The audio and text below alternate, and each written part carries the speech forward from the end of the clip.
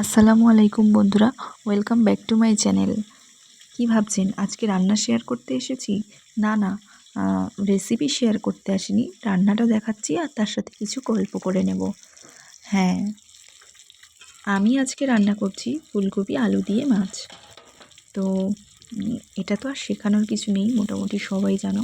তো আমি রান্নাটা দেখাচ্ছি আর যেটা বলার সেটা আমি বলছি। তার আগে সবাই বলো কেমন আছো তোমরা? আমি তো ভালো আছি, তার মধ্যে একটু বিরক্ত বা খিটখিটে যাই বলো সেরকমই আছি। কারণ বাড়িতে ছোট বাচ্চা কাচ্চা থাকলে যা হয় আর কি। আমার রিশানের বয়স তো 3 মাস হতে আর বেশি দিন 3 বছর হতে আর বেশি দিন বাকি নেই, হাতে গুনে আর মাত্র কয়েকটা দিন। তো রিশান এতটাই দুরন্ত আর এতটাই দুষ্টু বলার মতন নয়। আরও যেসব বাড়িতে বাচ্চা কাচ্চা ধরার কেউ থাকে না, পুরোটাই মাকেই সামলাতে হয়, সেই সব মায়েদের তো আরোই নাজেহাল অবস্থা। না, আমার বাড়িতে সবাই আছে, কিন্তু এই মুহূর্তে কেউ নেই, মানে আজকে কেউ নেই।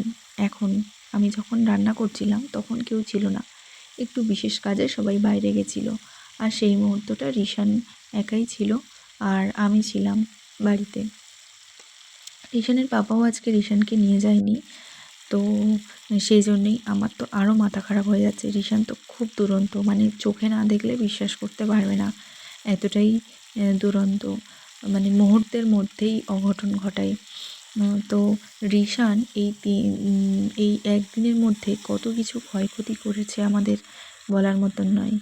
না সেরকম কিছু ক্ষয়ক্ষতি নয়, তবে আমাদের মতো মধ্যবিত্ত পরিবারের কাছে এটা ক্ষয়ক্ষতি বলাই চলে। যেমন একটা সেন্সোডাইনের টুথপেস্ট, সেটাকে পুরো নষ্ট করে ফেলেছে বের করে।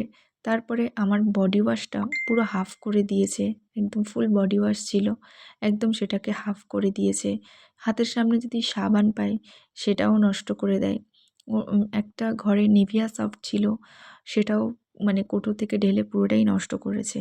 তো এটাই আর কি বলছিলাম, যে বাড়িতে বাচ্চা থাকলে আর যদি কেউ ধরার না থাকে, তাহলে মাদের তো রান্না করতে গিয়ে প্রায় নাজেহাল অবস্থাই হয়। অন্যান্য কাজ তবু ছুটে হেঁটে করা যায়, প্লাস বাচ্চাকে দেখা যায়, লক্ষ্য রাখা যায়, কিন্তু রান্না করতে আসলে একবার বসে পড়লে আর ওঠা যায় না। তো রিশান আজকে আমি রান্না করতে বসেছি, মানে তখন কি করেছে, সেটা হলো বডি ওয়াশটাকে নিয়ে পুরো নষ্ট করে দিয়েছে। তো আজকে রিশানের পিছনে আমার খুব বকতে হয়েছে, আমাকে আমার বকে আজকে আমার মাথা যন্ত্রণা করছে। কার কার বাড়িতে এরকম হয় আমাকে কমেন্ট করে জানাও।